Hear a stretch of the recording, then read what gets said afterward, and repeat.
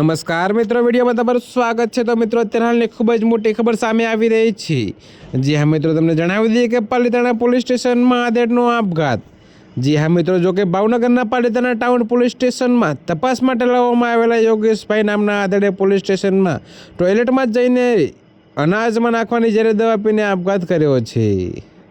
જી હા મિત્રો, તો અત્યારે હાલની ખૂબ જ મોટી ખબર સામે મળી રહી છે। ત્યારે મિત્રો તમને વધુમાં એ પણ જણાવી દઈએ કે પાલિતાણા પોલીસ સ્ટેશનમાં જો કે મિત્રો તેમની તબિયત લથડતા તેમને હોસ્પિટલ ખસેડાયા, જ્યાં સારવાર દરમિયાન તેમનું મોત નીપજ્યું છે। જો કે મિત્રો આ ગંભીર ઘટનાની ઉચ્ચ સ્તરીય તપાસ હાથ ધરવામાં આવી છે, પરંતુ આત્મહત્યા પાછળનું કારણ હજી અકબંધ છે।